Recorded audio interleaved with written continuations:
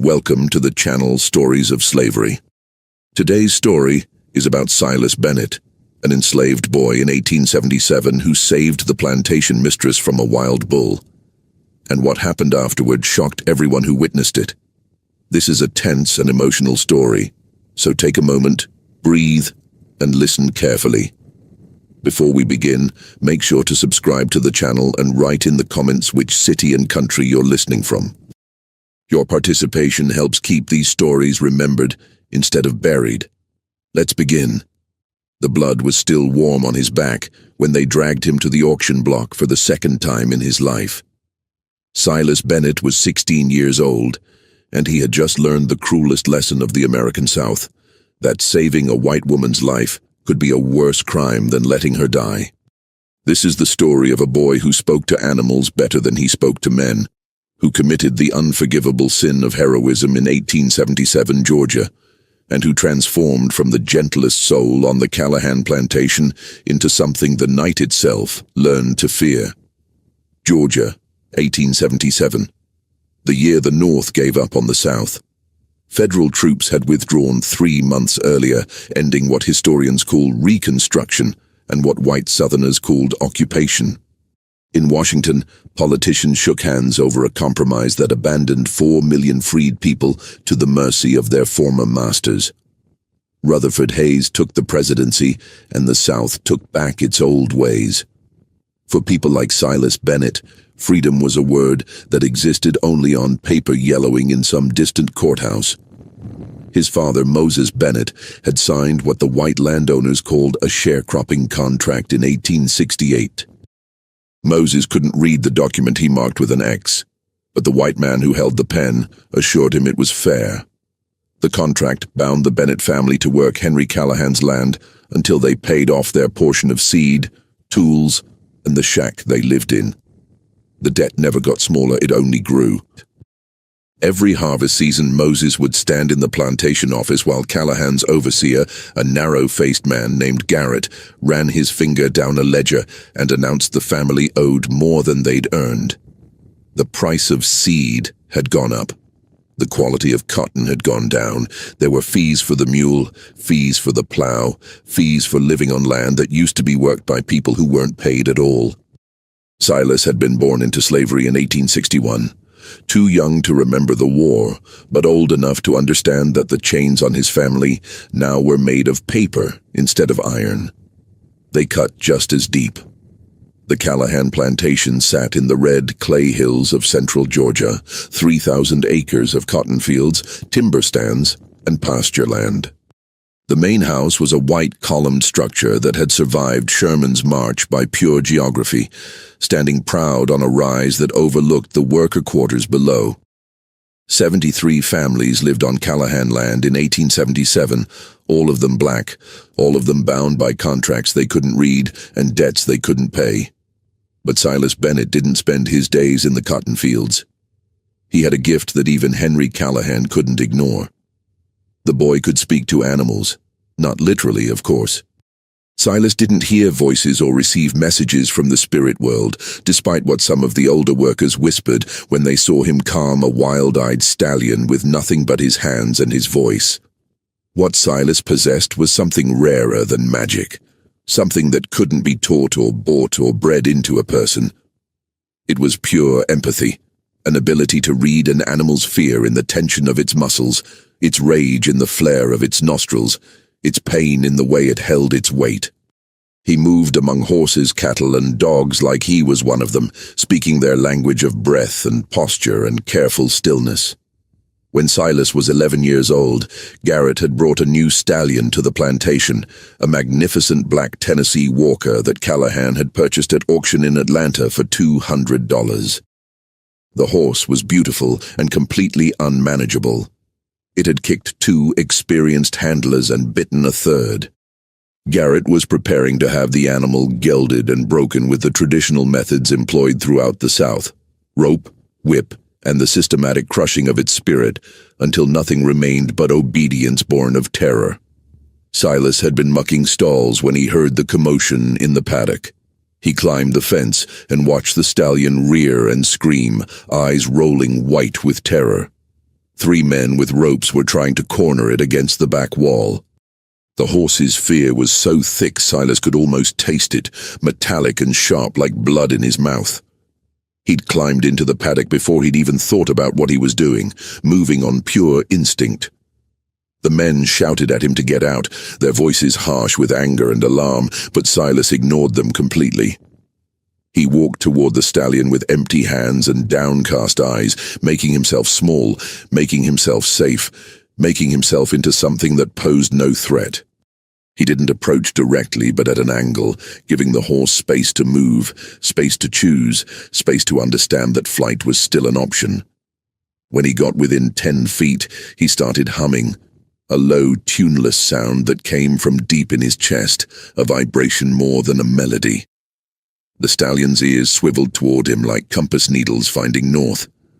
Silas stopped moving and kept humming, letting the sound fill the space between them. He didn't look at the horse's eyes, knowing with the certainty of long experience that direct eye contact meant challenge in the animal world, meant threat, meant the possibility of violence. Instead, he watched its feet, its breathing, the gradual softening of the muscles in its neck as the terror began to drain away degree by degree. 5 minutes passed in absolute silence, except for that low humming. Then 10. The other men stood frozen against the fence, barely breathing, afraid to move and break whatever spell the boy was casting. The stallion took a step toward Silas, then another, its nostrils flaring as it caught his scent and found nothing there to fear. 15 minutes later, Silas had his hand on the horse's neck and was breathing in rhythm with the animal, their lungs rising and falling together like dancers moving to music only they could hear. The men with ropes stood watching, their mouths hanging open in disbelief at what they'd just witnessed. Henry Callahan himself had been watching from his position at the fence, having come down from the main house to check on the progress with his expensive new acquisition. He was a tall man, 53 years old in 1877, with iron-gray hair and the bearing of someone who'd never questioned his right to command. He'd owned enslaved people before the war, and owned their labor still, just under a different name and a different system of accounting. He was not given to displays of emotion or surprise, but what he'd just seen had genuinely impressed him. "Well, I'll be damned," he said, his voice carrying clearly in the sudden quiet of the paddock. Boy's got the touch. Seen men work with horses for 40 years and never develop what that child just did natural. From that day forward, Silas Bennett became the Callahan plantation's primary animal handler. Pulled from the cotton fields where his parents and sisters still labored, and given sole responsibility for the horses, cattle, and the plantation's pack of hunting dogs. It was better work than picking cotton under the brutal August sun, though Silas was careful never to appear too happy about his position, never to show too much pride or satisfaction.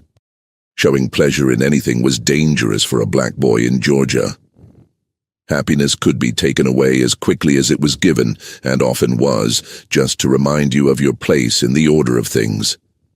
Silas lived for the hours he spent in the stables and pastures, the early mornings and late evenings when he could work with the animals in relative peace. Animals made sense to him in a way that people never had, and probably never would. A horse didn't care about the color of your skin or the circumstances of your birth.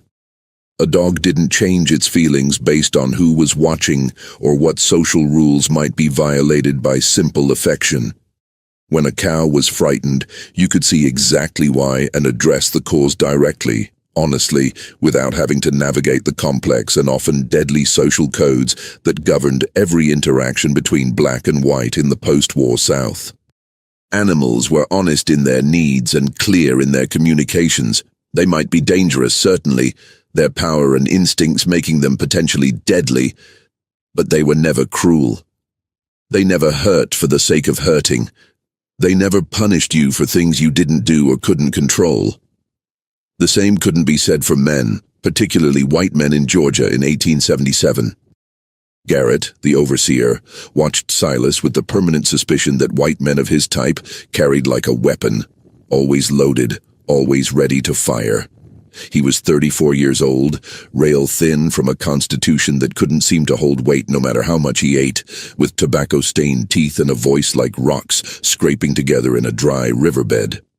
Before the war, he'd been an overseer of enslaved people on a plantation in South Carolina.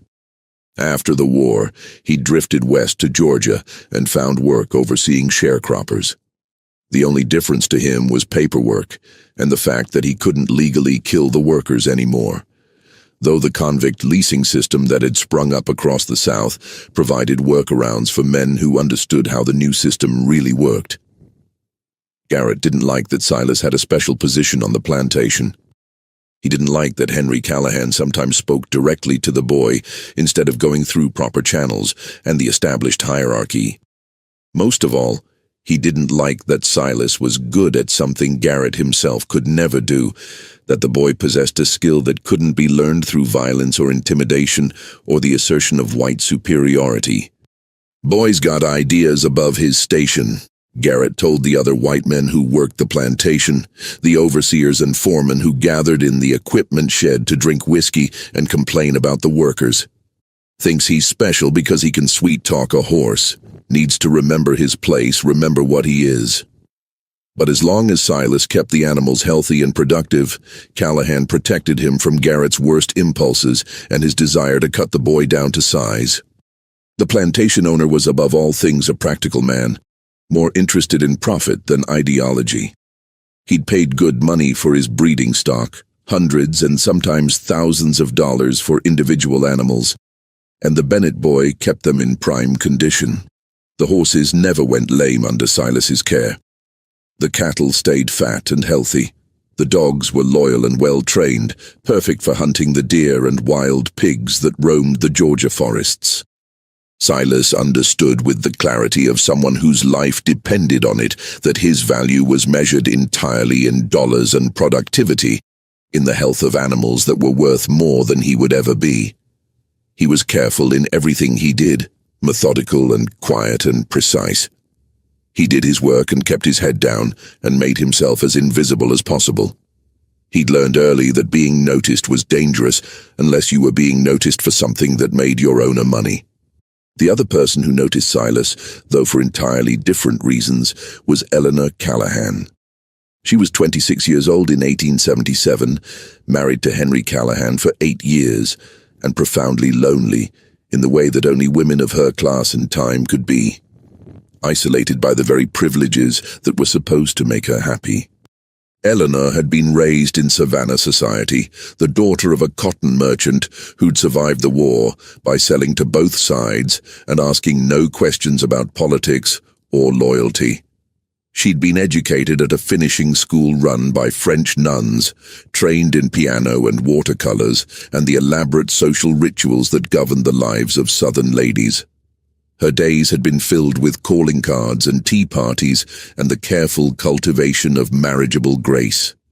Her marriage to Henry Callahan had been arranged by their fathers over brandy and cigars in a Savannah gentlemen's club, the two men trading their children like shares in a profitable venture. Henry was 43 at the time, 17 years her senior, a widower whose first wife had died giving birth to a stillborn son. He needed a new wife to manage his household and produce an heir to inherit the plantation. Eleanor's father needed connections to Georgia's planter class to expand his business interests. It was a practical arrangement that benefited everyone except possibly Eleanor herself. They were married in Savannah's Cathedral of St. John the Baptist in the spring of 1869, and Eleanor moved to a plantation 30 miles from the nearest town, surrounded by people who had once been enslaved and white men who spoke of nothing but cotton prices and politics and the glorious lost cause of the Confederacy. She had no friends in this new place, no children despite 8 years of marriage and trying, and a husband who treated her with the same distant politeness he showed to dinner guests and business associates. Henry was not cruel to her. He simply had no particular interest in her beyond her function as the mistress of his household and the potential mother of his heirs. When that function remained unfulfilled year after year, his indifference deepened into something close to disappointment. though he never spoke of it directly. Eleanor spent her days supervising the house servants, arranging flowers in rooms no one visited, playing piano in an empty parlor where the music echoed off the walls, and looking out windows at a world she was forbidden to truly enter. Southern ladies of her class didn't work. They didn't have purpose beyond decoration and the hope of sons. She was a beautiful object in a beautiful house, carefully maintained and profoundly useless, and she was dying of it in ways that had no name and no cure. She'd first noticed Silas Bennett 3 years earlier in the summer of 1874, watching from the veranda as the boy worked with a particularly difficult mare in the training paddock. The mare had been abused by her previous owner, a man who'd lost the plantation in a card game and sold off his stock before the new owner could claim it. She would strike out with her hooves at anyone who approached, her eyes rolling white with remembered terror. But the Bennett boy had spent hours, then days, then weeks, just sitting in the paddock with her, not moving, barely breathing, simply being present until the mare got used to his existence. Eleanor had watched the entire process unfold over the course of a month, fascinated despite herself. She'd seen patience and gentleness in the way the boy moved, qualities that were rare in the harsh world of the plantation, where force and dominance were the primary currencies of interaction. She'd seen him succeed where grown men with whips and ropes had failed completely. She'd mentioned it to Henry once over dinner, the two of them sitting at opposite ends of a table designed to seat 20, eating in near silence as they did most nights. "That boy you have working with the horses is quite remarkable," she'd said, her voice sounding too loud in the quiet dining room. Henry had looked up from his roast beef, his expression mildly curious. "Which boy?" he'd asked. "The young one. Silas, I believe his name is," Eleanor had replied. "Oh, the Bennett boy. Yes, he's useful with the animals, got a natural knack for it. Saves me money on veterinary bills and lost stock." That had been the extent of the conversation. Henry didn't encourage his wife to take interest in the workers, black or white. It wasn't proper for a lady to concern herself with such things beyond the household servants she directly supervised. But Eleanor continued to watch when Silas worked near the house, observing from her windows like a prisoner watching the free world beyond the bars. She never spoke to him directly. The social distance between a plantation mistress and a black worker boy was an unbridgeable canyon, carefully maintained by 1,000 unspoken rules that governed every aspect of Southern life. She simply observed from her elevated position and felt a strange envy for the purpose and skill she saw in his work, for the clear meaning his days seemed to have. At least the boy had something to care about, something that cared back in its way. At least he had a reason to wake up in the morning beyond the empty performance of respectability. Eleanor's life was composed entirely of surfaces and appearances, a carefully constructed facade behind which nothing of substance existed. She was 26 years old and already felt like a ghost haunting her own existence. The spring of 1877 brought unusual heat to Georgia, temperatures climbing higher and earlier than anyone could remember. By mid-April, the thermometer on the plantation's main porch was already reaching into the high 80s by midday, and the red clay earth cracked and dried like old leather. Water became precious. Tempers shortened. The heat made everything harder, turned simple tasks into ordeals, and brought out the worst in both animals and men. Henry Callahan had invested heavily in expanding his cattle operation over the winter, seeing opportunity where others saw only risk. Cotton prices were unpredictable, subject to the whims of northern textile mills and international markets, but beef was bringing good money from the growing cities of the South and the railroad connections that now ran through Georgia like veins carrying commerce. He'd purchased a prize breeding bull from a Texas rancher in February, an enormous longhorn that the seller claimed had sired 50 calves in 3 years and possessed the best bloodlines west of the Mississippi. The price had been steep, $300, but Callahan believed in the investment. Good breeding stock would pay for itself many times over. The bull arrived by railcar in early March, and it took 6 men with ropes and poles to unload it from the stock car at the depot. The animal was absolutely monstrous in size and temperament. It stood nearly 6 feet at the shoulder and weighed close to 2,000 pounds, with horns that spread 5 feet from tip to tip, their points as sharp as cavalry sabers. Its hide was a mottled pattern of brown and white, and its eyes were the color of old amber, filled with an intelligence that bordered on calculation, on conscious malevolence. This was not a domesticated animal in any real sense. This was barely contained wildness, power, and rage held in check by nothing but fence posts and the animal's own momentary choice to cooperate. Henry Callahan named it Leviathan, after the biblical sea monster, and the name fit perfectly. Silas had been assigned to manage the bull's integration into the plantation's breeding program, a responsibility that filled him with equal parts pride and terror. It was dangerous work under the best circumstances. Bulls were unpredictable at the best of times, driven by instincts that could turn them from calm to violent in a heartbeat. And Leviathan had the added volatility of being in an unfamiliar place, with unfamiliar animals and unfamiliar humans. The first time Silas approached the bull's pen, Leviathan charged the fence with enough force to crack one of the thick oak support posts. The impact sounded like a gunshot echoing across the barnyard, and Silas had jumped back instinctively, his heart hammering against his ribs like it was trying to escape his chest. He stood at a safe distance and studied the animal for a long time, watching how it moved, how it held its massive head, how it reacted to the presence of the other cattle in adjacent pens. This was not like working with horses. Horses were prey animals, governed by flight instinct and the desire for safety, for the protection of the herd. Bulls were different creatures entirely. They had the confidence of animals that had few natural predators, the arrogance of power. Leviathan didn't fear humans the way horses did. It tolerated them at best and challenged them at worst, seeing them as potential rivals for dominance, rather than threats to flee from. Silas spent weeks just observing the bull, learning its patterns and rhythms. He noticed that Leviathan was calmer in the early morning hours, more aggressive in the heat of the afternoon when the sun beat down and the flies swarmed. The bull had already established a hierarchy with the other cattle, and it would posture and bellow to maintain its dominance, but it didn't actually attack if the other animals showed proper deference and submission. It was testing, always testing, looking for weakness or challenge. Slowly, carefully, moving with the patience he'd learned from years of working with difficult animals, Silas began to enter the bull's space.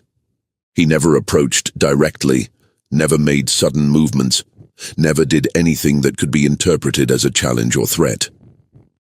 He would enter the large paddock that held Leviathan and several cows, moving along the fence line, giving the bull plenty of room to observe him and make its own choices.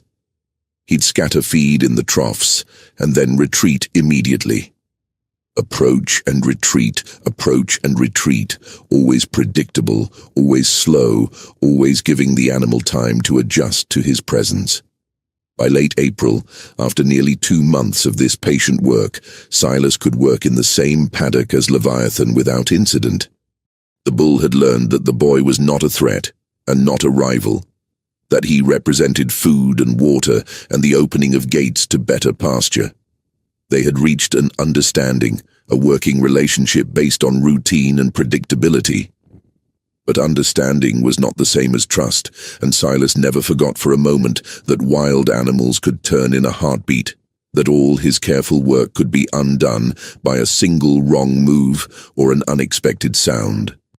The morning of April 28, 1877, started like any other morning on the Callahan plantation.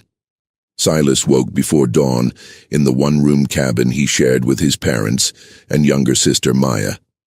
The cabin was cramped and dark, with a dirt floor and walls made from rough-cut pine that had warped and shrunk over the years, leaving gaps that let in the cold in winter and the heat in summer. His father was already gone to the cotton fields, leaving before first light as he did every day during the growing season. His mother, Ruth, was stirring cornmeal mush over the small fire, preparing the only meal the family would eat until evening. The cabin smelled of smoke and fatigue, and the particular poverty that no amount of work could seem to lift. "You be careful with that devil bull today," Ruth said, as Silas pulled on his work boots, the leather cracked and stiff from age. She said the same thing every morning, and every morning Silas gave the same response, the ritual as much a part of their routine as the meal she was preparing. "Yes, Mama," he replied. "That animal ain't natural," Ruth continued, her voice low and worried. "Got the devil's own temper. I seen the way it looks at people. Ain't right. I'm careful, Mama. I know what I'm doing." Ruth turned from the fire and looked at her son, really looked at him in the dim light of early morning. At 16 he was already taller than she was, with his father's broad shoulders and her own dark eyes. He'd grown into someone she hardly recognized sometimes, transformed from the child she'd nursed through fevers and hunger into a young man who moved through the dangerous world of the plantation with careful grace and quiet competence. "I know you are, baby," she said softly. "But careful don't always matter when you dealing with beasts and white folks. Both of them can turn on you for no reason at all, and there ain't nothing you can do but pray and run." Silas kissed his mother's cheek, feeling the papery texture of her skin, aged beyond her 38 years by work and worry and the grinding stress of never having enough. He headed out into the pre-dawn darkness, walking the familiar path from the quarters to the main complex of barns and stables. His breath misted in the cool air, and somewhere in the distance he could hear roosters beginning to crow, announcing the coming day. The world was quiet in that brief window between night and morning, and Silas loved this time above all others. These were the hours when he had the animals to himself, when the white men were still sleeping off their whiskey, and the other workers were just beginning to stir.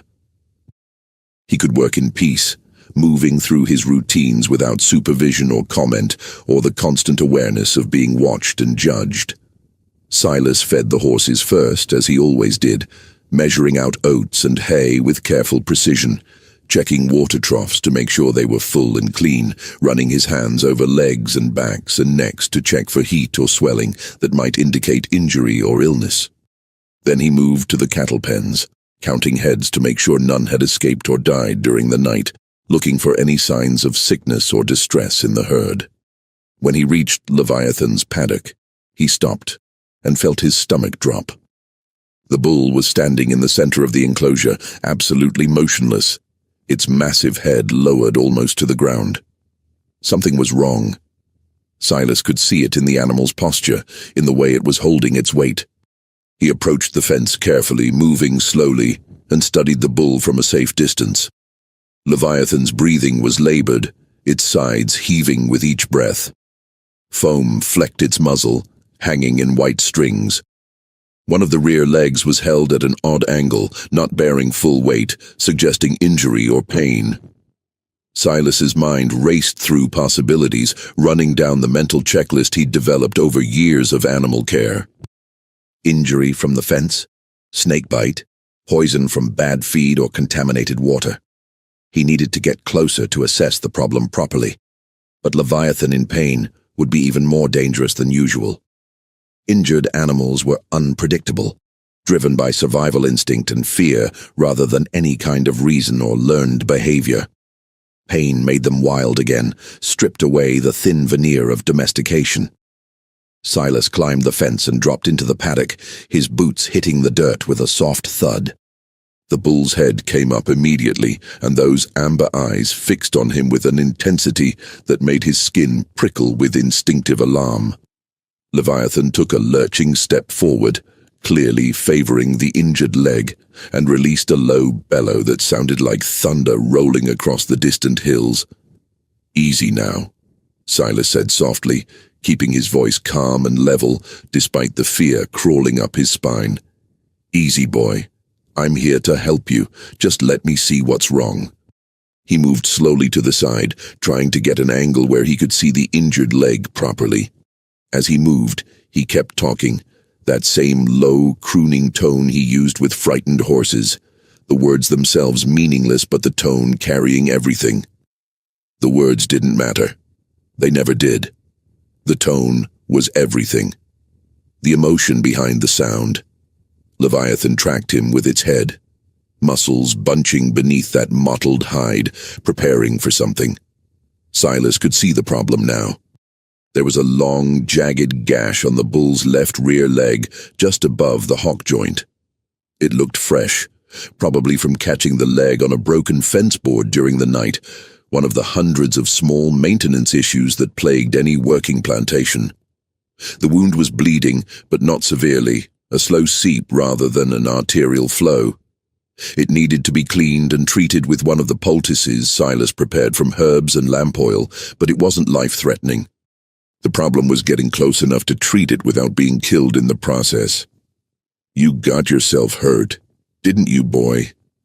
Silas continued his soft patter, taking another careful step forward. "We're gonna fix that, gonna make it better.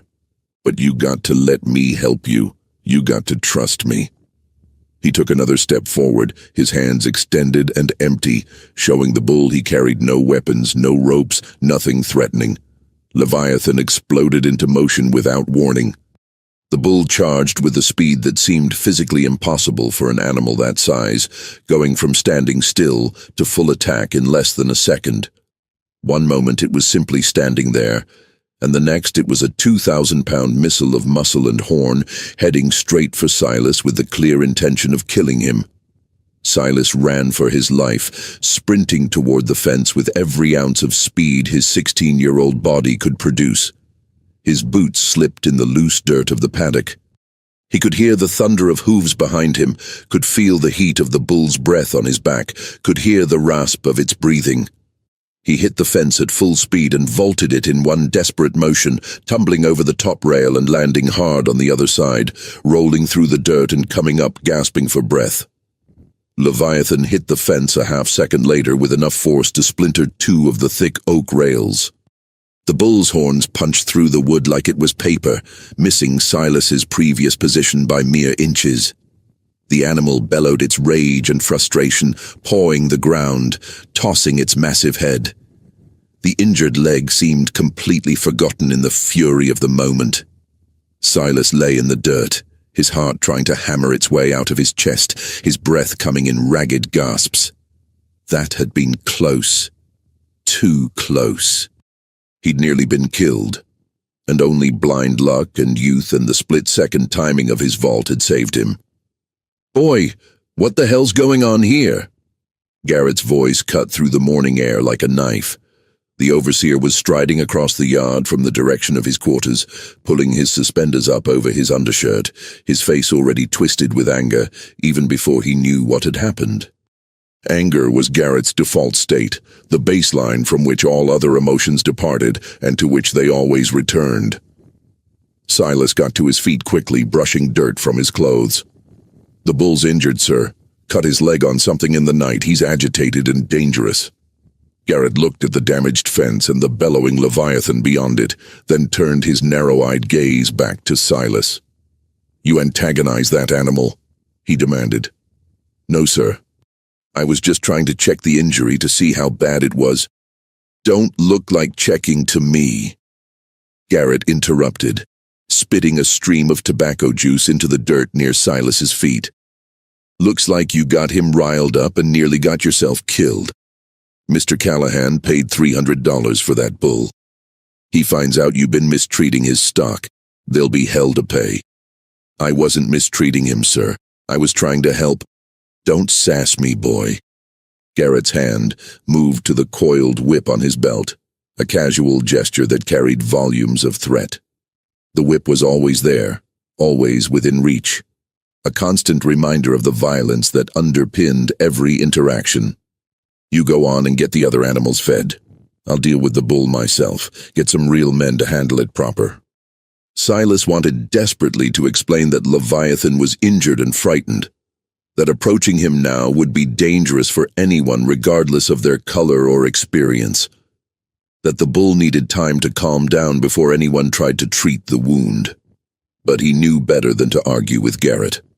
Arguing only made things worse, only gave the overseer an excuse to escalate, to assert his authority through violence. Silas ducked his head in the posture of submission that had been beaten into him over 16 years and moved away quickly, heading toward the horse stables. Behind him, he heard Garrett calling for other men to help with the bull, his voice harsh and commanding.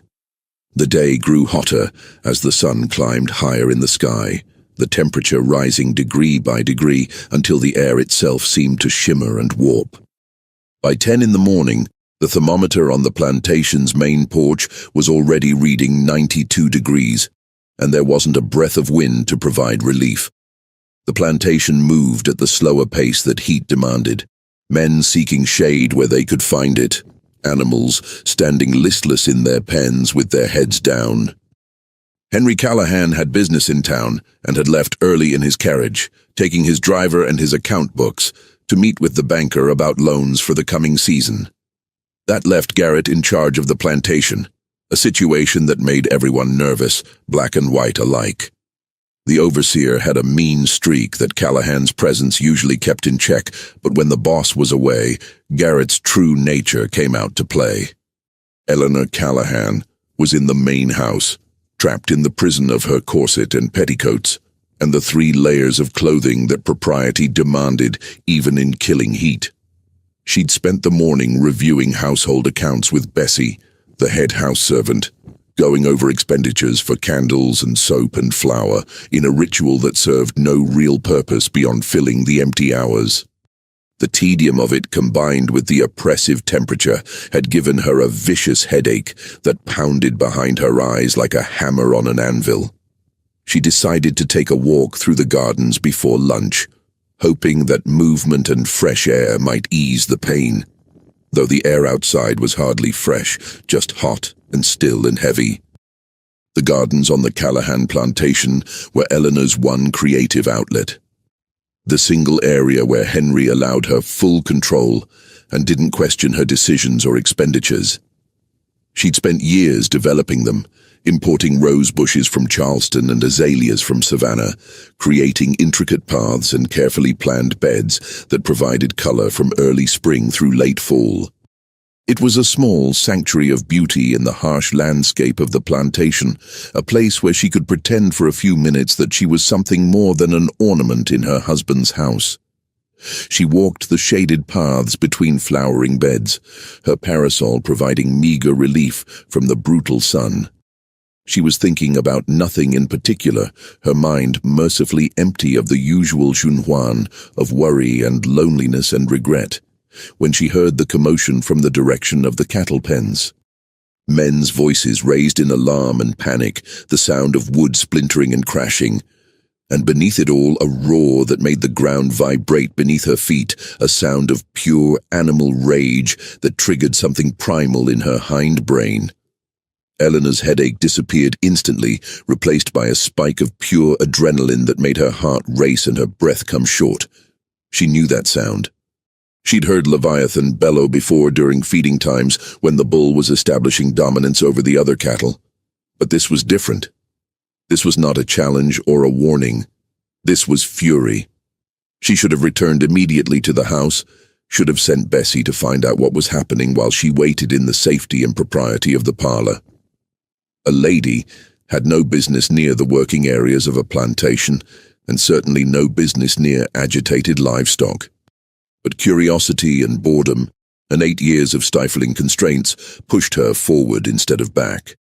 She walked toward the cattle pens, staying on the path that ran along the eastern fence line, partially hidden from direct view by a row of magnolia trees that provided blessed shade. She reached a gap in the trees and looked through at the scene unfolding in the main yard. What she saw was absolute chaos. Leviathan was free in the main workyard, having apparently broken through the weakened section of fence that his earlier charge had damaged. The bull was in full fury, its injured leg apparently not hindering its movement at all. 4 men with ropes were trying to corner it against the barn wall, but the animal was having none of it. As Eleanor watched from her hidden position, Leviathan charged one of the men, a field hand whose name she didn't know. The man barely managed to dive behind a water trough, his body hitting the dirt hard.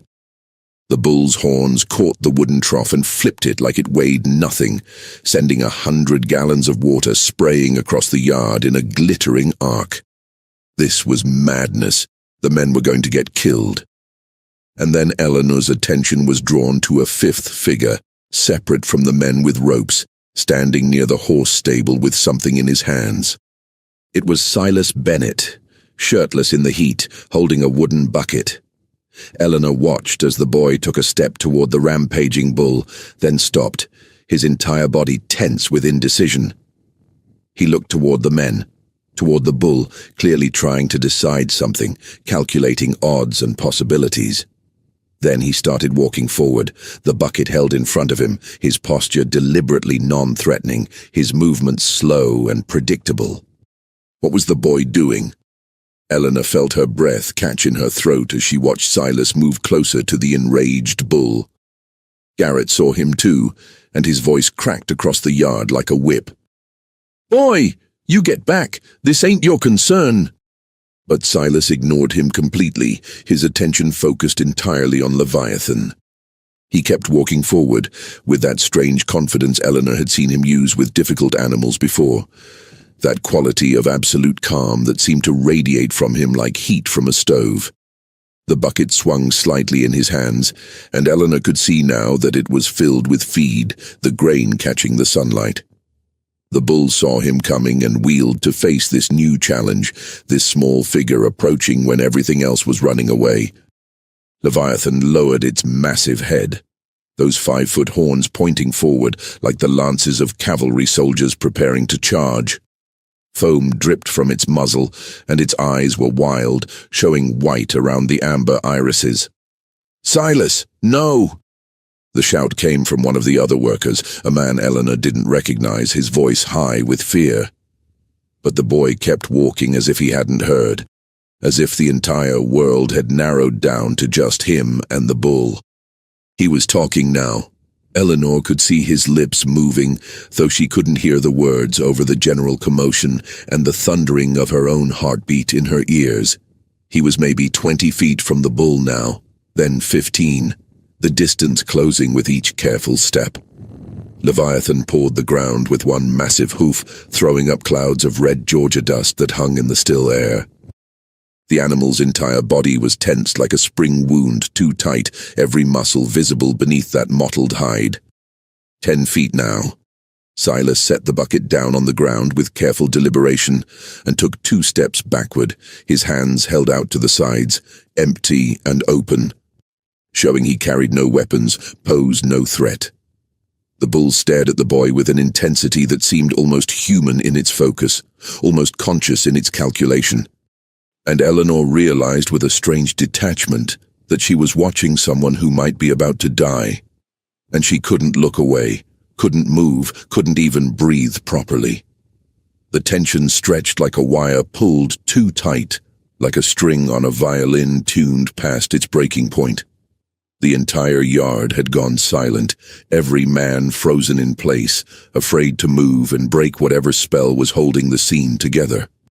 Even the other animals seemed to sense something, the horses in the nearby stable going quiet, the chickens in their coop stopping their constant clucking. Then Leviathan took a step forward. Not a charge, just a step, a single placement of one massive hoof, then another. The bull moved toward the bucket, its eyes still fixed on Silas, watching for any sign of threat or deception. Another step. The distance closed to 8 feet, then 6. The massive head lowered toward the bucket and the bull began to eat, its teeth grinding the grain with a sound like millstones.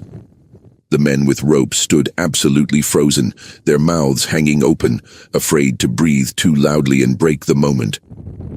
Silas took another careful step backward, then another, creating distance while the bull was distracted and focused on the food. He was letting Leviathan calm down while occupied with eating, using the animal's own instincts to diffuse the situation. It was working. Eleanor released a breath she didn't know she'd been holding, felt the tension in her shoulders begin to ease slightly. And that's when everything went catastrophically wrong. One of the men with ropes, perhaps thinking the moment was right to secure the bull, perhaps simply panicking and acting without thought, threw his loop toward Leviathan's horns. The rope sailed through the air and slapped across the bull's face with a sound like a hand striking flesh. Leviathan exploded out of the bucket with a roar that Eleanor felt in her bones, a sound of pure, betrayed rage. The bull charged, not toward the man with the rope who was already scrambling backward, but toward the nearest target, the figure that had been slowly retreating. Toward Silas. The boy tried to run, but he was too close, had sacrificed distance for the sake of calming the animal. Leviathan covered the gap in 2 enormous strides, its head lowering, those massive horns swinging up in a motion designed by millennia of evolution to gore and toss and kill. Silas jumped to the side at the last possible second, his body moving with the reflexes of youth and desperation. The horn caught his shirt and tore it clean off his body, the fabric shredding like paper, but miraculously didn't touch skin. He hit the ground hard and rolled, scrambling on hands and knees to get away, to put distance between himself and death. The bull wheeled for another pass, murder in its amber eyes, and Eleanor Callahan did something that changed the course of 3 lives forever. She screamed. It was a high, piercing sound of pure terror that cut through the chaos like a knife through silk, carrying across the yard with shocking clarity. She hadn't meant to make any sound at all, had been simply watching in frozen horror, but the scream tore itself from her throat without conscious thought or permission. Leviathan's head swiveled toward the new sound, the bull's attention shifting instantly from the boy on the ground to this new stimulus. The animal saw movement in the magnolia trees, something white and moving among the green shadows, something that fled. Eleanor's scream had been instinctive, but her flight was pure panic, the product of millions of years of prey evolution kicking in and overriding all rational thought. She turned to run back toward the house, back to safety, but her skirts tangled around her legs and her parasol fell from nerveless fingers. Behind her, close enough that she could feel it in the ground beneath her feet, she heard the thunder of hooves. The bull was coming for her. Leviathan crashed through the magnolia trees like they were grass, like they were nothing more than minor obstacles in the way of its rage. Branches snapped and bark flew in all directions, and leaves rained down like green snow. Eleanor could hear it gaining on her with every stride, could hear the wet rasp of its breathing and the sound of its hooves hitting the earth like hammers. She was going to die. The thought came with absolute clarity and a strange calm that settled over her terror. She was going to die out here in the gardens she'd spent years cultivating, killed by an animal because she'd been stupid enough to scream, to draw attention to herself. Her foot caught on a root hidden beneath the grass and she fell, hitting the ground hard enough to drive all the air from her lungs in an explosive gasp. She rolled onto her back instinctively, some part of her wanting to see death coming rather than take it in the back, and saw 2,000 pounds of rage bearing down on her. The bull was so close she could see individual details with terrible clarity.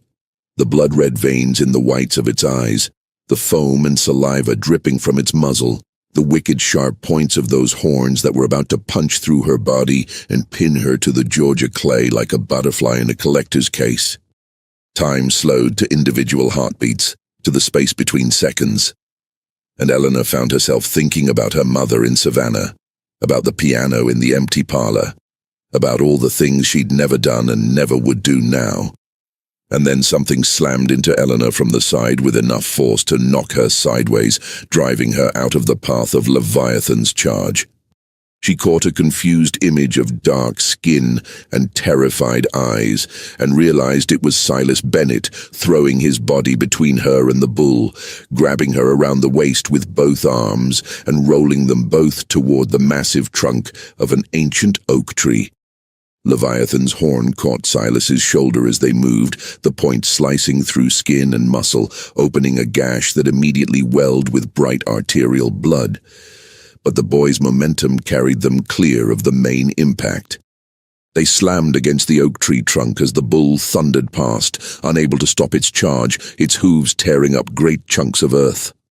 Eleanor lay on the ground with Silas's body half covering hers, his blood dripping onto her white dress in spreading crimson flowers.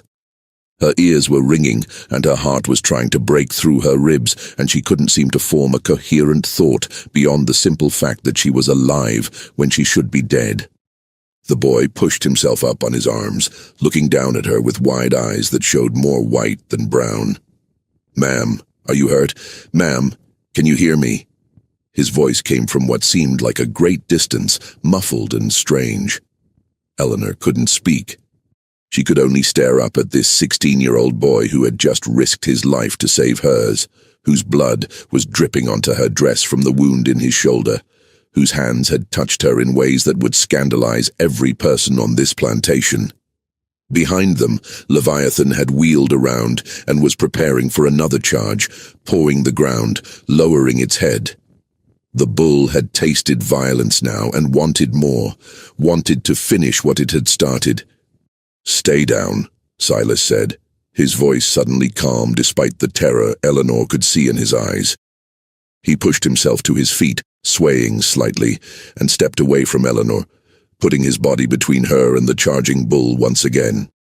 What happened next would be told and retold in the quarters for years to come, growing with each telling until it took on the quality of legend, of myth, of something that couldn't possibly be true, but was witnessed by too many people to deny.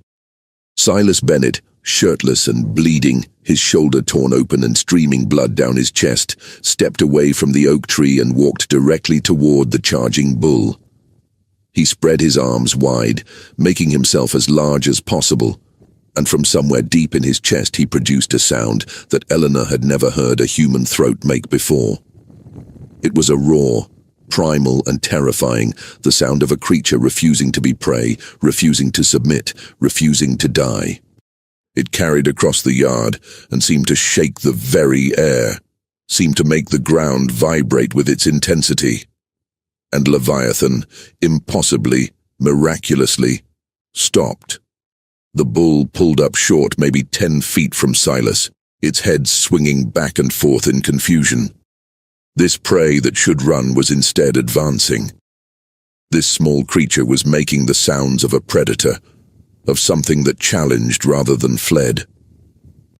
Silas held his ground, still making that terrible roaring sound, his arms still spread wide, his body language broadcasting dominance and threat and absolute refusal to yield. The bull took a step backward, then another, the fight visibly draining from its massive body. Silas advanced, still roaring, the sound continuous and unwavering, pulled from some well of courage or desperation that Eleanor couldn't begin to understand. Leviathan backed away from him, the rage fading from its eyes, replaced by something else. Uncertainty. Recognition. This was the human who brought food and water, the human who moved slow and safe, the human who was part of the herd hierarchy. The bull stopped retreating and simply stood there, its sides heaving with exertion, foam still dripping from its muzzle. Silas stopped roaring. He lowered his arms slowly, carefully, and took a deep breath that made his whole body shudder. "Easy now," he said, his voice returning to that familiar calm tone, despite the blood still streaming from his shoulder. "Easy, Leviathan. It's done. It's over. You're all right now." The men with ropes were approaching cautiously now, moving slowly, ready to act if needed, but clearly hoping they wouldn't be. Silas walked up to the bull and placed his hand on the massive head, right between those deadly horns, in a gesture of such casual bravery that it made Eleanor's breath catch all over again. Leviathan allowed the touch, even leaned into it slightly, seeking the comfort of familiar contact. "Good boy," Silas whispered, so quietly that Eleanor almost didn't hear it from her position on the ground. "Good boy. I know you're scared. I know it hurts. We're gonna help you now." He turned to look back at Eleanor, still on the ground by the oak tree, her white dress stained with dirt and blood, her hair fallen from its careful arrangement, her entire body shaking with reaction to what had just happened. Their eyes met across the distance, and for a moment that stretched into something beyond time, they were just two people who had survived something terrible together. Not mistress and worker, not white and black. Not the carefully maintained categories and hierarchies that governed every aspect of Southern life. Just two humans who had looked at death and somehow impossibly lived to speak of it. Then the moment shattered like glass under a hammer. "What in the name of God is happening here?" Garrett's voice cracked across the yard with the force of a thunderclap. The overseer came running through the trampled magnolia grove, his narrow face purple with rage or heat or both, his hand already moving toward the pistol at his belt. He took in the scene with eyes that saw only what he expected to see, what he'd been trained by culture and prejudice to see. Eleanor Callahan on the ground, her dress disarrayed and torn, her hair loose and wild, her pale skin marked with dirt. Silas Bennett standing over her, shirtless and bloodied, close enough to touch her, his hands that had just been on her body still stained with her blood and his own. The bull calm beside him, the crisis apparently over. Garrett's hand closed on his pistol and pulled it from the holster in one smooth motion. The gun came up and pointed directly at Silas's chest, the barrel unwavering. "Step away from Mrs. Callahan, boy, right now. Do it slow." Silas's hands went up immediately in the universal gesture of surrender, the movement so automatic it might have been carved into his bones after 16 years of surviving in a world where hesitation could mean death. "Sir, I was just trying to help her. The bull was charging and I said step away." Garrett's voice rose to a shout, spittle flying from his lips. "You think I'm blind? You think I can't see what's in front of my face?" Silas moved back quickly, his hands still raised, his eyes fixed on the gun that could end his life with a single twitch of Garrett's finger. The other men were gathering now, drawn by the commotion, forming a rough circle around the scene. White men from the fields, overseers and foremen, their faces hard with suspicion and anger. They saw what Garrett saw. They drew the same conclusions. Garrett crossed to Eleanor and offered his hand, pulling her to her feet with exaggerated gentleness, making a show of his concern. "Mrs. Callahan, are you injured? Did he hurt you? Did that boy put his hands on you?" Eleanor was shaking, the shock and terror of the last few minutes catching up with her all at once, making her legs weak and her thoughts scattered. She opened her mouth to explain that Silas had saved her life, that the boy was a hero who deserved gratitude and reward, that he'd risked everything to protect her from the bull. The words were right there, formed and ready to speak. But before she could get them out, she saw something that made them die in her throat, like flowers touched by frost. More men were arriving now, pulled from their work by the noise and excitement, forming an ever larger circle around the scene. White men with sun-weathered faces and hard eyes, men who'd fought for the Confederacy and lost, men who'd owned other human beings and resented bitterly that they couldn't anymore. They were looking at Silas Bennett with expressions that Eleanor recognized from her years in the South, from countless social gatherings and conversations. They saw what Garrett saw, a black boy and a white woman in a compromising position, her dress torn and stained with blood, his hands that had touched her body. The truth didn't matter to these men. The actual events of the last 10 minutes didn't matter. What mattered was the story they would tell, the conclusion they had already reached before asking a single question, before seeking any explanation. Eleanor felt the weight of that collective gaze like a physical thing pressing down on her shoulders. She understood in that instant, with a clarity that was almost painful, what her silence would mean for Silas Bennett. But she also understood, with equal clarity, what the truth would mean for her. If she told them what really happened, she would have to admit she'd been near the cattle pens when she had no business being there. She would have to admit that her scream had provoked the bull's charge, that she was responsible for the chaos and danger. She would have to admit that a black boy had touched her, had grabbed her around the waist, had pressed his body against hers, had held her in his arms, even if only for seconds, and only to save her life. Even in gratitude, even in testimony to his heroism, the mere description of those facts would ruin her in ways she couldn't fully articulate, but understood instinctively. The other plantation wives would whisper about it at their social gatherings, their fans fluttering in front of their faces as they discussed in hushed tones how Eleanor Callahan had been handled by a Negro boy. Society would judge her, would find her somehow complicit, somehow to blame for allowing herself to be in a position where such a thing could happen. Her reputation, the only currency she possessed in this world, would be shattered by the truth more surely than by any lie. And Henry. What would Henry think, knowing that his wife had been held in a black boy's arms, had felt his hands on her body?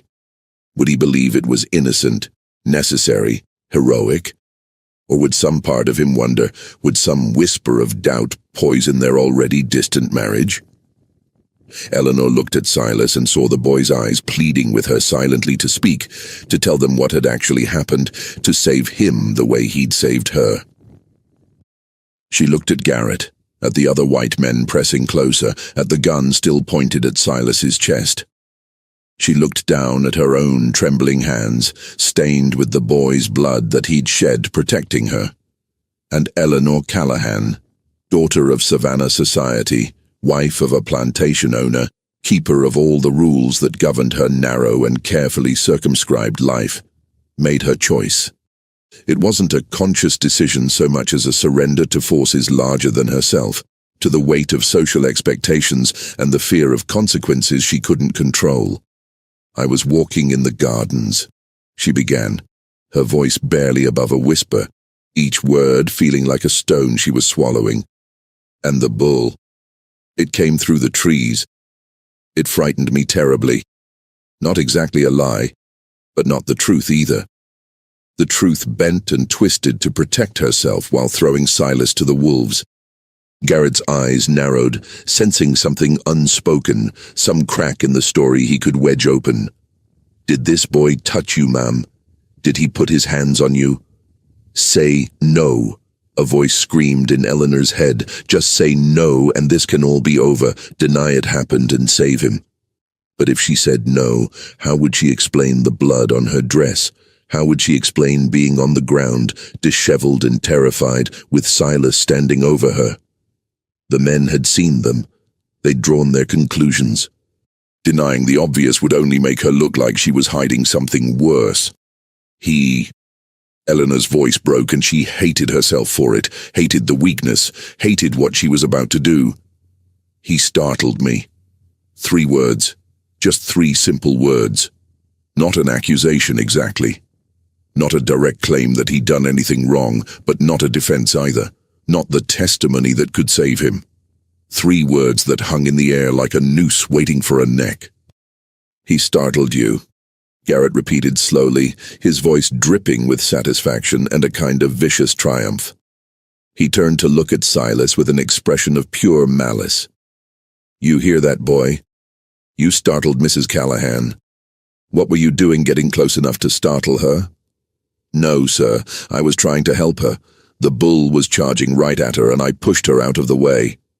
Silas's voice was desperate now, pleading, trying to make them understand. "You shut your goddamn mouth," Garrett snarled, taking a step toward him with the gun still raised. "I saw you standing over her with my own eyes. Saw you with your filthy hands on her. You got some explaining to do, and it better be good. The bull was charging. I was trying to save her life." Silas's voice rose in desperation and fear, the careful deference and submission cracking under the weight of injustice. Garrett's pistol came up higher, the barrel now pointed directly at Silas's face. "I said shut your mouth. You think we're stupid? You think we don't know what we saw? You were standing over a white woman with your hands on her body. Now I don't care what story you want to tell, but that's what happened." Eleanor wanted to speak. The words were there, crowding her throat, demanding to be said. He saved my life. He's a hero. He did nothing wrong. But her throat had closed completely. Her voice was gone, stolen by fear and social conditioning and the terrible weight of consequences. She stood there mute, a spectator to a tragedy of her own creation, watching as her silence condemned a boy who had risked everything to protect her. The other white men had moved closer now, forming a tight circle around Silas, cutting off any possibility of escape. The boy stood in the center with his hands still raised, blood still running down his chest from the wound in his shoulder that he'd gotten saving Eleanor's life. He looked at Eleanor one more time, his eyes holding no anger or accusation, just a terrible understanding that made her want to weep. He knew what her silence meant. He knew what was coming, and he knew there was nothing he could do to stop it. "Get a rope," Garrett said to one of the men, his voice calm now, businesslike, the voice of a man who'd done this before and would do it again. "We're going to sort this out proper once Mr. Callahan gets back from town. Until then, we make sure this boy don't run off or try anything else stupid."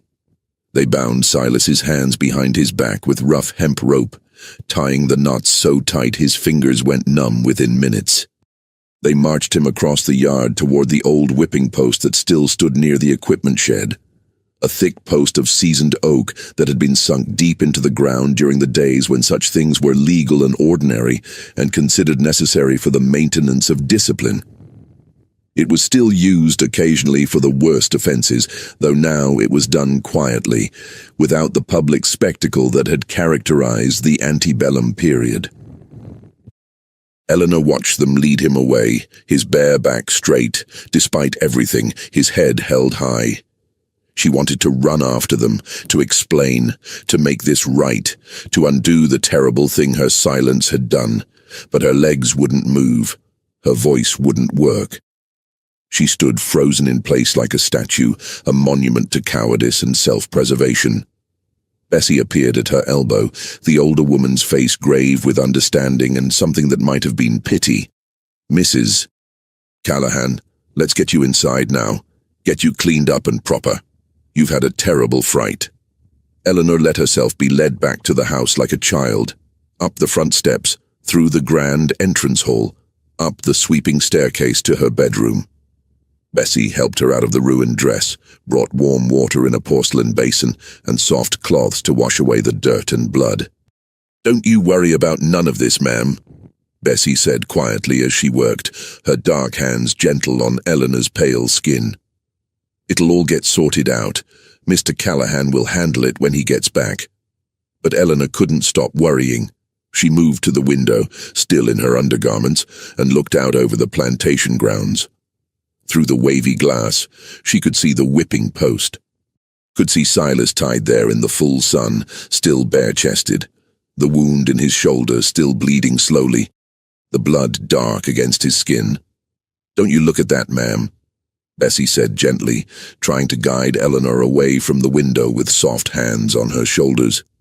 "That ain't nothing for you to see, ain't nothing you need to concern yourself with." But Eleanor couldn't look away. This was her doing. Her silence had put him there. The least she could do was witness what came next, was bear the weight of watching what her cowardice had wrought. She stood at the window in her undergarments, not caring about propriety anymore, and watched as Garrett paced in front of Silas like a predator circling wounded prey. The overseer was waiting for Henry Callahan to return from town, building his case in his mind, preparing his story, deciding how to present this situation to maximum advantage. A story where Silas Bennett was the villain instead of the hero. A story where Eleanor's silence had condemned a boy who had saved her life. A story where truth mattered less than the preservation of the social order that kept white men in power and black men in chains, whether those chains were made of iron or debt or the constant threat of violence. The afternoon sun beat down on the red Georgia clay with merciless intensity, the temperature climbing past 95 degrees. Silas stood tied to the post with no shade, no water, the sun baking his skin and the flies swarming around the wound in his shoulder. In the distance, thunder rumbled as a storm built over the western hills, but it would arrive too late to provide any relief, too late to wash away what had been done on this terrible day. Eleanor watched from her window and felt something break inside her, some foundation of her self-image cracking under the weight of what she'd done. She'd always thought of herself as a good person, kind and compassionate, better than the cruel, slave-owning society she'd been born into.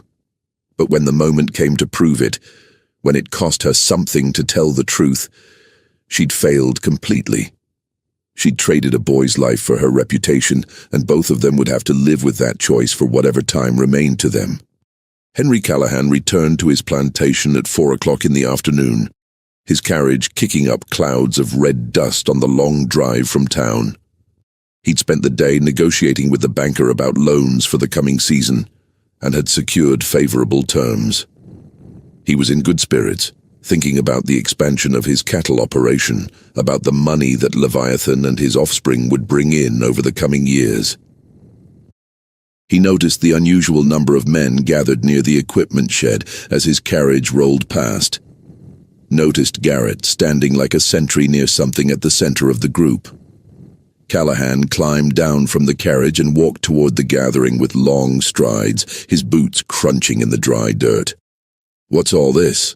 he asked, his voice carrying the automatic authority of a man accustomed to command.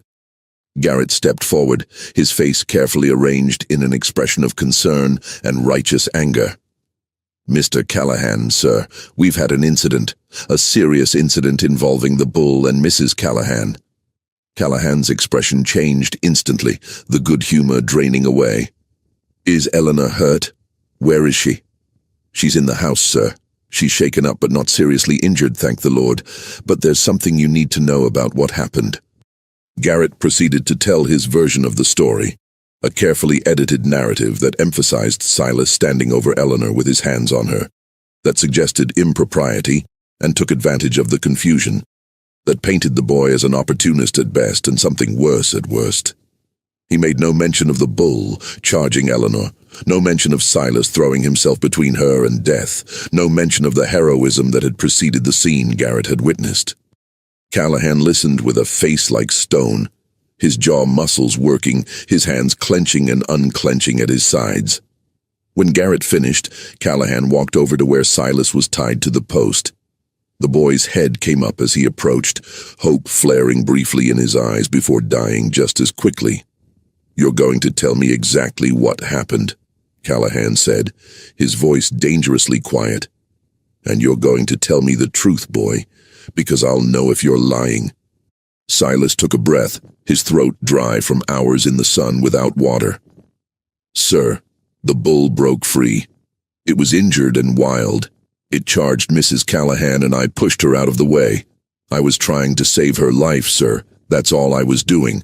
I swear it on my mother's life." Callahan studied him for a long moment, his eyes searching Silas's face for deception. "And you put your hands on my wife to do this?" "Yes, sir. I had to.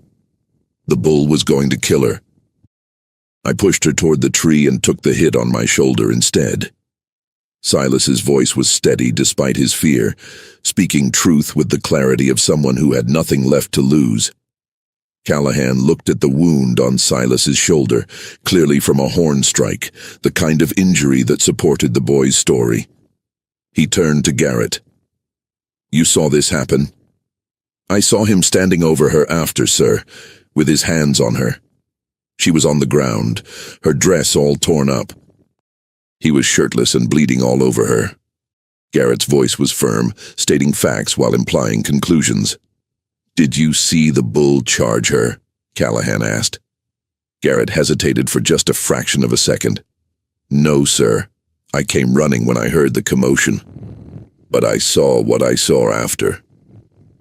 Callahan turned back to Silas. "My wife, what did she say about what happened?" Silas's face twisted with something that might have been pain or might have been bitter understanding. "She said I startled her, sir." "Did you?" Not on purpose, sir. I was trying to save her life. Callahan stood there for a long moment, clearly turning the situation over in his mind, weighing competing stories and trying to arrive at the truth. He was a practical man, not given to hasty decisions that might cost him valuable property.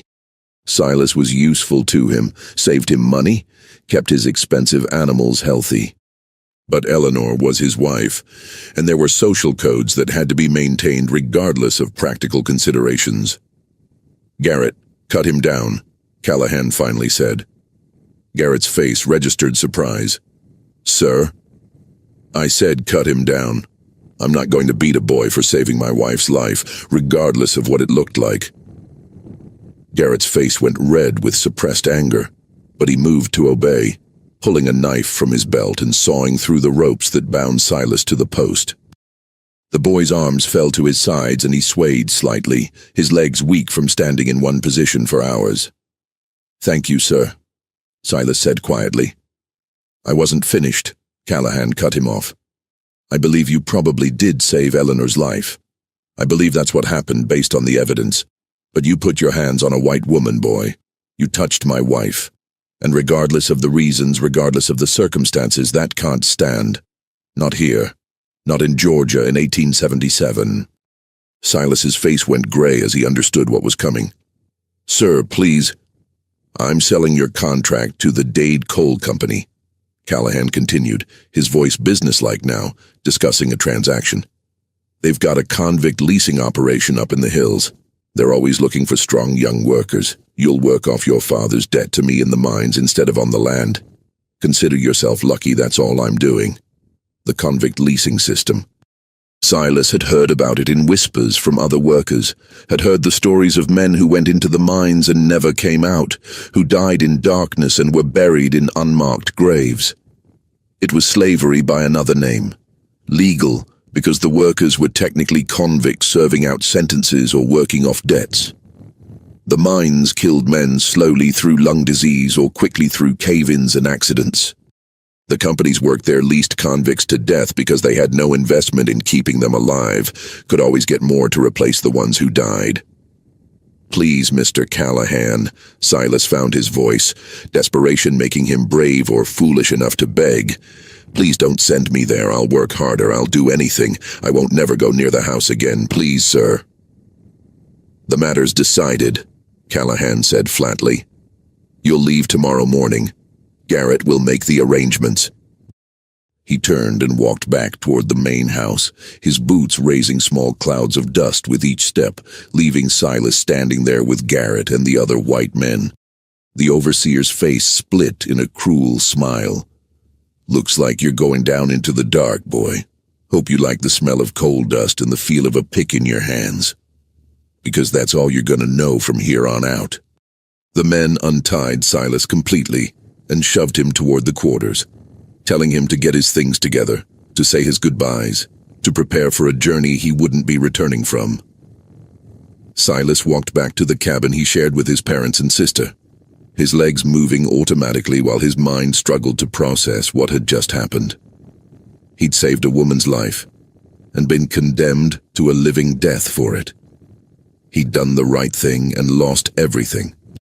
Ruth was in the cabin when he arrived, preparing the evening meal, and the wooden spoon fell from her hand when she saw his face. "Silas, baby, what happened? Your shoulder?" "They're sending me to the mines, Mama," Silas said quietly, his voice hollow. "Mr. Callahan's selling my contract to the coal company." Ruth's hand went to her mouth, her eyes filling with tears. She knew what that meant. Everyone knew what that meant. "No," she whispered. "No, baby. No." "What did you do?" "I saved Mrs. Callahan's life," Silas said. And then the story came pouring out of him, the bull and the charge and Eleanor on the ground, and his desperate attempt to protect her. "I did the right thing, Mama. I did what anyone would do. And this is what I get for it." Ruth pulled him into her arms, careful of his injured shoulder, and held him while he finally broke, while 16 years of holding everything in came pouring out in shaking sobs. "This world ain't right," Ruth said quietly, rocking him like she had when he was small. "This world ain't fair and it ain't right. But you listen to me, Silas Bennett. You did the right thing. You hear me? You saved that woman's life, and that makes you a hero, no matter what they do to you after." Moses came home from the fields an hour later and took the news in grim silence, his face aging 10 years in the space of a minute. Maya, just 13 years old, cried into her mother's skirts. They sat together in that small cabin as the sun set, and the storm that had been building all day finally broke, rain hammering on the roof like nails being driven into wood. Silas would leave in the morning, would be taken away in chains to the Dade Coal Company mine 40 miles north in the hills.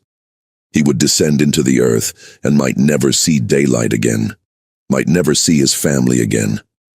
All because he'd been brave enough to save a life. That night, Silas lay awake on his pallet and stared at the ceiling while rain poured down outside. He thought about Leviathan, about the bull's amber eyes and the understanding they'd reached. He thought about animals, and how they could be dangerous but were never cruel, never punished you for things you didn't do. He thought about Eleanor Callahan and the look in her eyes when she'd chosen her reputation over his life. And he thought about the darkness waiting for him in the mines, about the years of slavery by another name that stretched out ahead of him. Something changed in Silas Bennett that night. Something fundamental shifted in the foundation of who he was. The boy who believed in doing right, who believed in helping others, who believed in the basic goodness of people. That boy died in the darkness of the cabin while the storm raged outside.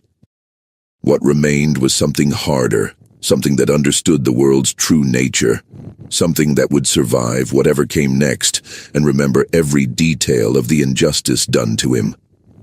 The morning came too quickly, gray and still raining. Garrett arrived with 2 other white men and a set of iron shackles. They chained Silas's wrists and ankles, the metal cold and heavy, and loaded him into a wagon like cargo. Ruth and Moses and Maya stood in the rain watching, their faces streaming with water and tears. Silas looked back at them as the wagon pulled away, memorizing their faces, storing every detail in his memory because he didn't know if he'd ever see them again. The wagon rolled through the plantation gates and onto the road north toward the mountains, toward the mines, toward a darkness that would last for 2 years and transform whatever remained of Silas Bennett into something new. The Dade Coal Company mine was a wound in the earth, a series of shafts and tunnels driven deep into the Georgia hills in search of the coal seams that had been discovered there in the 1850s. The mine operated on the convict leasing system, paying the state and local authorities for the labor of men convicted of crimes, or increasingly, black men arrested on trumped-up charges or sold by landowners to work off debts. It was slavery continued under a different name, legal because the workers were technically criminals, profitable because the company had no obligation to keep them alive or healthy. The convicts were worked 12 hours a day in the darkness, breathing air thick with coal dust, their bodies bent and broken by the labor. They slept in wooden barracks that were freezing in winter and stifling in summer. They were fed barely enough to keep them upright. When they died from cave-ins or lung disease or simple exhaustion, they were buried in a field behind the barracks and replaced with new workers. Silas arrived at the mine in late April and descended into the earth for the first time in May of 1877. The darkness was absolute, broken only by the dim light of the oil lamps they carried. The air was thick and hard to breathe, tasting of dust and damp and something organic that might have been decay. The walls pressed in from all sides, and the only sounds were the constant drip of water, the scrape of picks against coal, and the labored breathing of men working themselves to death. The boy who had spent his life under open sky, who had worked with animals in sunlight and fresh air, who had known freedom of movement even in bondage, that boy was buried in the darkness of the mine. What emerged was something new. Silas learned quickly that survival in the mine required a different set of skills than survival on the plantation. Here, physical strength mattered more than social navigation.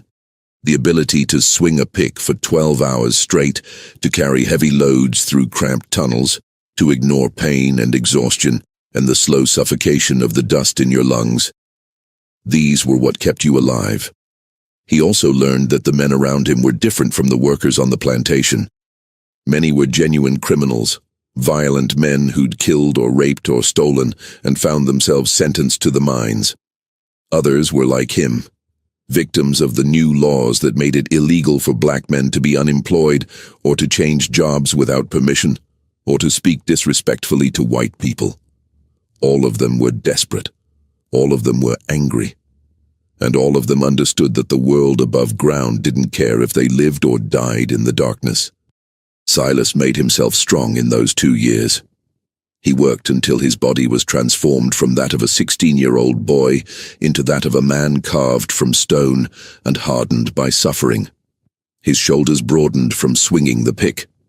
His hands became calloused so thick they were almost like leather. His lungs adapted to breathing air that would have killed him in his first week if he hadn't forced his body to adjust. But more than his body, his mind transformed. The Silas who had believed in doing right, who had tried to help others, who had saved Eleanor Callahan's life and been punished for it, that version of himself was systematically dismantled in the mines. He watched men die around him and felt nothing. He saw acts of cruelty and violence and learned to commit them himself when necessary for survival. He discovered that the empathy that had made him so good with animals was a liability among men, that caring about others just gave them power to hurt you. He learned to be hard. He learned to be cold.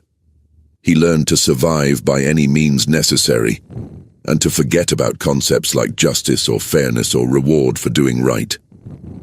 In the second year, there was a cave-in on the western shaft. 15 men died in an instant when the support timbers gave way and tons of earth and rock came crushing down. Silas was in that shaft, deep in the tunnel, when he heard the rumble and felt the ground shake. He ran toward the entrance while the roof came down behind him, the tunnel collapsing in a wave of destruction. He was 10 feet from being crushed when the last support gave way. He made it out into the main chamber just as the entrance to the western shaft sealed itself with fallen rock and timber. The other survivors stared at the collapsed tunnel and knew that everyone deeper in was dead, buried in an instant, their bodies entombed in the earth forever. The mine supervisor, a white man named Crenshaw, who treated the convict workers with open contempt, came down to assess the damage. He looked at the collapsed shaft and did some quick arithmetic in his head. "Write those 15 off the books," he told his assistant. "We'll need to requisition 15 more from the county to replace them." 15 men dead, dismissed with the same consideration one might give to broken tools or worn-out equipment. Silas stood there covered in coal dust and felt something snap inside him, something that had been bending under increasing pressure for 2 years, finally broke completely. That night, lying in his bunk in the barracks, Silas made a decision. He would escape. He would get out of this place or die trying. Staying meant certain death anyway, just drawn out over years instead of minutes. But before he left, before he disappeared into the world above, he had unfinished business. The opportunity came 2 months later. There was another partial collapse in the eastern shaft, nothing as bad as the disaster that had killed 15 men, but enough to create confusion and panic. In the chaos of evacuation and rescue efforts, Silas simply walked away from his work gang. He moved deeper into the mine instead of toward the surface, taking one of the side tunnels that connected to the old abandoned sections. He knew these tunnels from his 2 years of work, knew which ones connected to natural cave systems that opened onto the surface miles from the main mine entrance. He'd been planning this route for weeks, memorizing every turn and junction. The mine bosses would assume he'd been buried in the collapse. They'd write him off as dead, just another number to be replaced. By the time they realized he was missing, he'd be long gone. Silas emerged from a cave opening 3 miles from the mine on a summer night in 1879. He was 20 years old, looked 30, and felt 100. He stood in the darkness breathing fresh air for the first time in 2 years and felt nothing. No relief, no joy. Just a cold clarity about what he needed to do next. He traveled only at night, moving south through the Georgia hills toward Callahan's plantation. It took him 5 days, stealing food from farms, avoiding roads and settlements, becoming a ghost moving through the landscape. He was unrecognizable as the boy who'd left. His body had been transformed by 2 years of brutal labor into something powerful and dangerous. His face had hardened into planes and angles that showed nothing of what he was thinking. His eyes had changed most of all, becoming flat and cold, showing no more emotion than stones. When he finally saw the Callahan plantation in the distance, saw the white columns of the main house catching the moonlight, he felt only one thing. Not anger, exactly. Something colder than anger. Something that had been growing in the darkness of the mine, fed by every injustice and every death and every moment of suffering. A need for balance, for accounts to be settled, for the world to be shown what it had created. Silas didn't approach the plantation during the day. He waited in the forest, watching the rhythms of the place, seeing what had changed and what had stayed the same. He saw his father in the fields, older and more bent than before. He saw his mother hanging laundry, moving like every motion hurt. He saw Maya, 15 now, working in the garden, and he saw Eleanor Callahan, still walking in her gardens, still trapped in her beautiful prison. He felt nothing looking at her. The hatred he'd expected wasn't there, just cold calculation. She'd made her choice 2 years ago. Now he would make his. He also saw Leviathan, still the pride of Callahan's herd, still massive and dangerous and beautiful in his way. The bull was older now, moving a bit slower but still dominant, still feared. Silas watched the animal and remembered the understanding they'd once shared, the connection between his mind and the bull's. He wondered if that connection still existed. He was about to find out. Silas entered the plantation on a night when heavy clouds covered the moon, making the darkness nearly absolute. He moved like a shadow among the buildings, heading not for the main house but for the stables and cattle pens. The animals sensed him coming. The horses stirred in their stalls, whickering softly. The cattle moved restlessly, but they didn't panic. Some part of him that had survived the mines, some remnant of the boy he'd been, still carried that quality that made animals trust him. He went to Leviathan's pen first. The bull was awake, standing in the center of the paddock as if it had been waiting for him. Silas climbed the fence and dropped into the pen, and the bull's head came up, nostrils flaring as it caught his scent. For a long moment, boy and bull regarded each other across the darkness. Then Silas started walking forward and began to speak in a voice that was his own and not his own, roughened by coal dust and screaming in the mines. "Remember me, old friend?" he said quietly. "Remember the boy who used to bring you food, who used to speak to you soft? That boy died in the dark, but part of him's still here." Leviathan took a step toward him, then another. The bull's amber eyes caught what little light there was, glowing faintly. Silas reached out and placed his hand on the massive head, right between the horns where he'd touched the animal for the last time 2 years ago. "I need you to remember something else," Silas continued, his voice dropping even lower. "Remember that day. Remember running. Remember the fear and the rage. I need you to remember how that felt. Because tonight, old friend, tonight, you're gonna run again." And then Silas did something he'd never done before. Instead of calming the bull, instead of soothing its fears and easing its tensions, he began to do the opposite. He began to remind Leviathan of every moment of stress and pain, of the injury that had started everything, of the fear when men with ropes had surrounded it. He spoke to the animal's rage instead of its calm, fed its aggression instead of quieting it. The bull's breathing changed, becoming faster, harsher. Its muscles tensed beneath Silas's hand. The animal began to remember, and with the memory came the emotion that had driven it mad 2 years before. Silas moved from pen to pen, opening gates, removing bars, whispering to each animal. He didn't free them immediately. He arranged them, positioned them, created a herd that he could direct. The horses were nervous but followed his commands. The cattle milled but stayed grouped, and at the center of it all was Leviathan, building toward an explosion like a storm-gathering force. When everything was ready, when all the pieces were in place, Silas climbed up into an old oak tree that grew near the main house.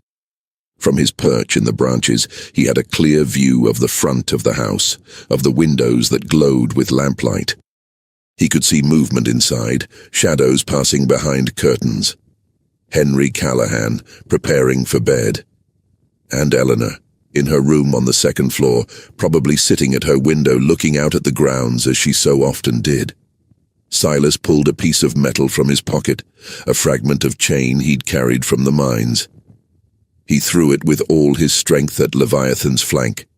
The metal struck the bull's hide with a sharp crack that echoed across the yard. Leviathan exploded. The bull that Silas had been carefully winding up, filling with remembered rage, erupted into violent motion.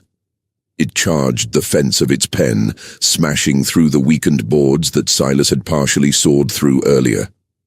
The other cattle, already nervous from Silas's manipulation, panicked and followed. The horses broke from their loosened stalls.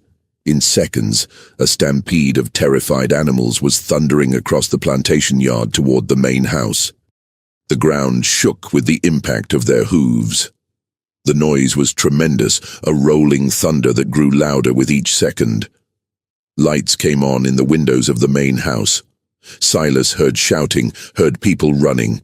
He watched from his perch in the tree as Henry Callahan appeared on the front porch in his nightshirt, trying to understand what was happening. Then Leviathan hit the front steps of the house. The bull took them in one massive leap, its horns lowering as it crashed through the front door like it was paper.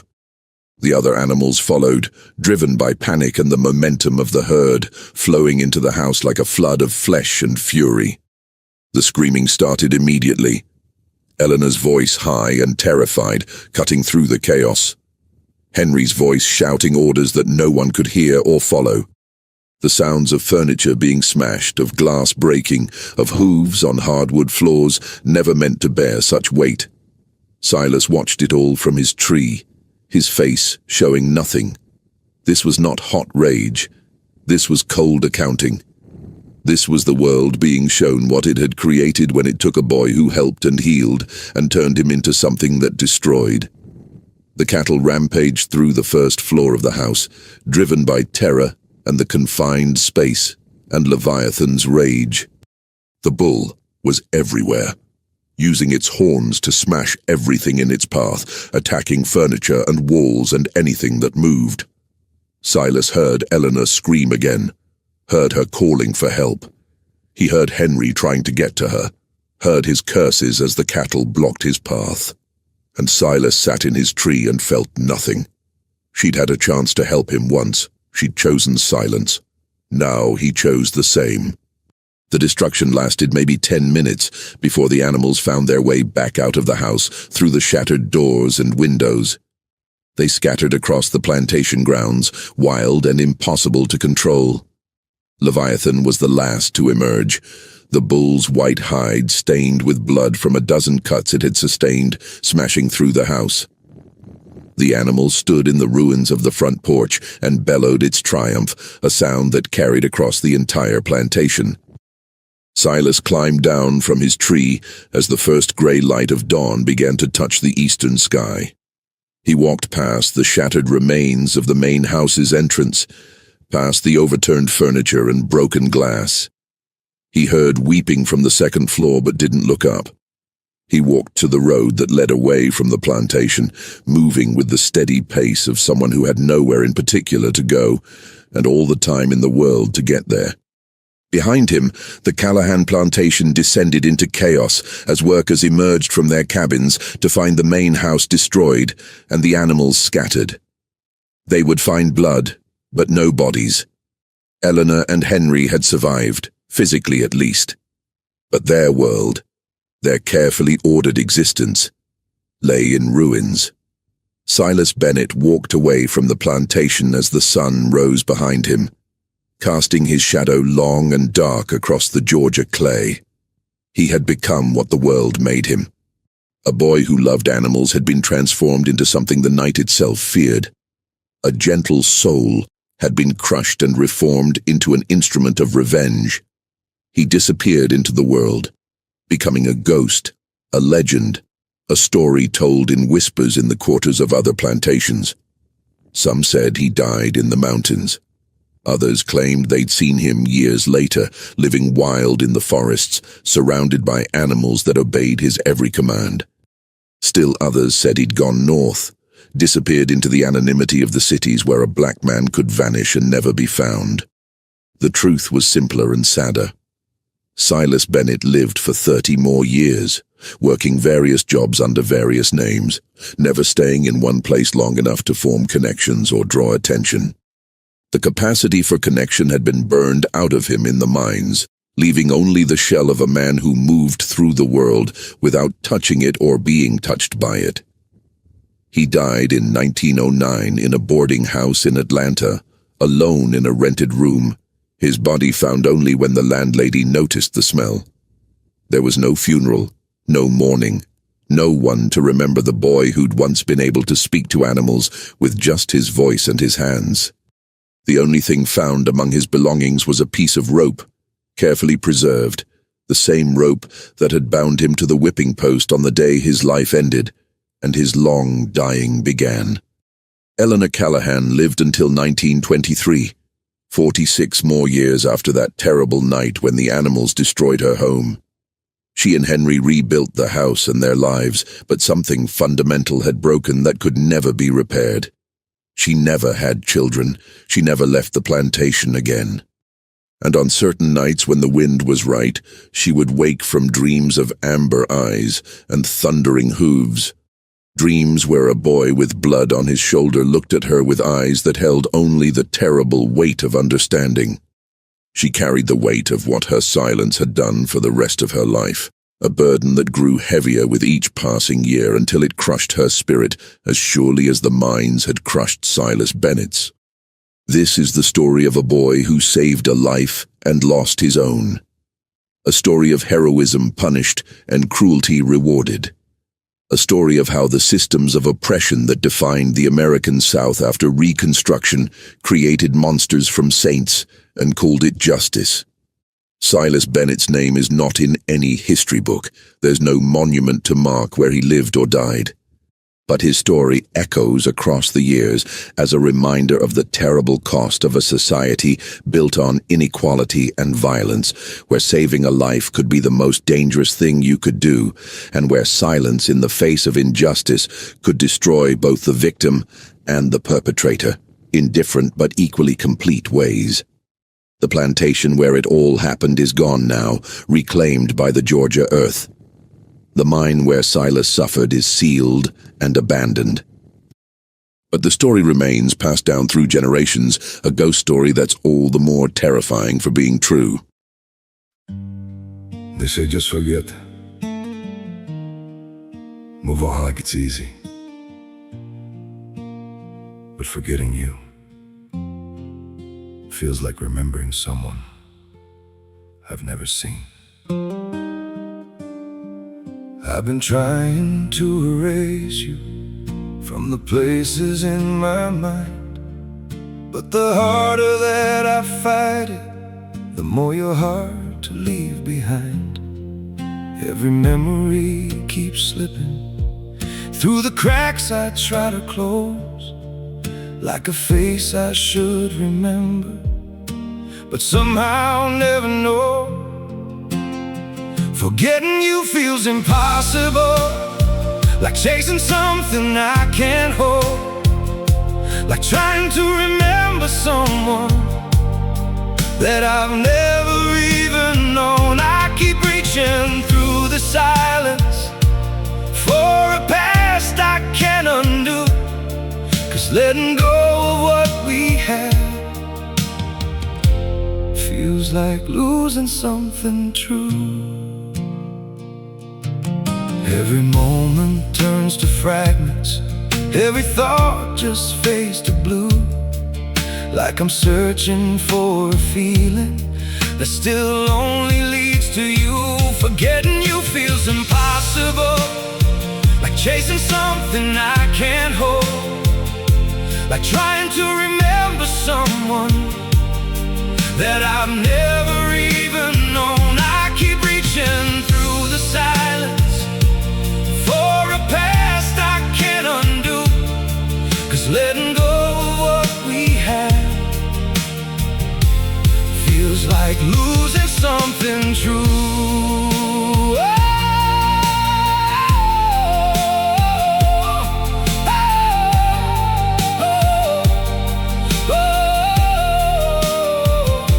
If I never met you, maybe I would know just how to heal.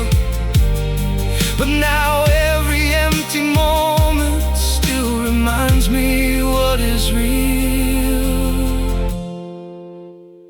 Forgetting you feels impossible, like chasing something I can't hold, like trying to remember someone that I've never even known. I keep reaching through the silence for a past I can't undo, 'cause letting go of what we had feels like losing something true.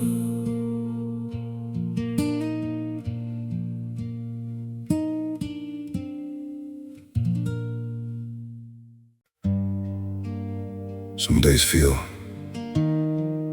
off, like I'm standing but still falling.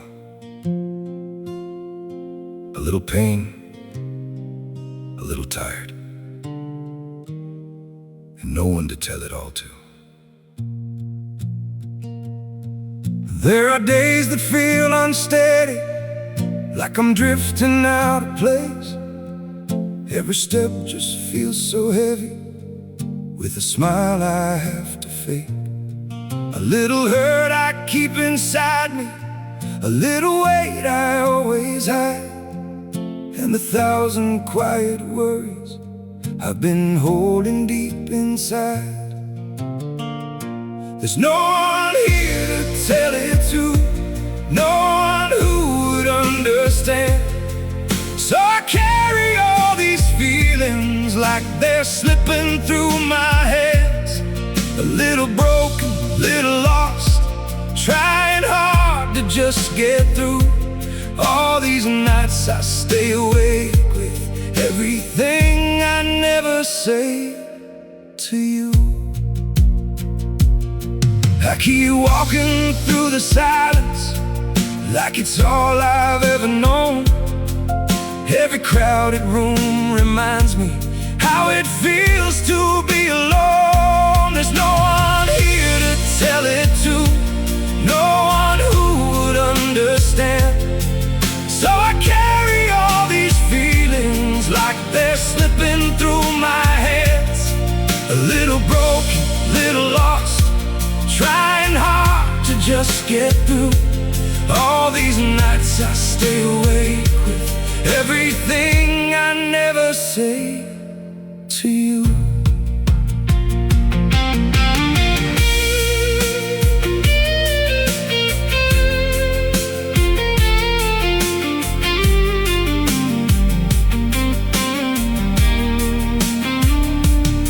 Maybe one day I'll be stronger, maybe I'll learn how to speak, but for now I keep it buried in the parts of me too weak. There's no one here to tell it to,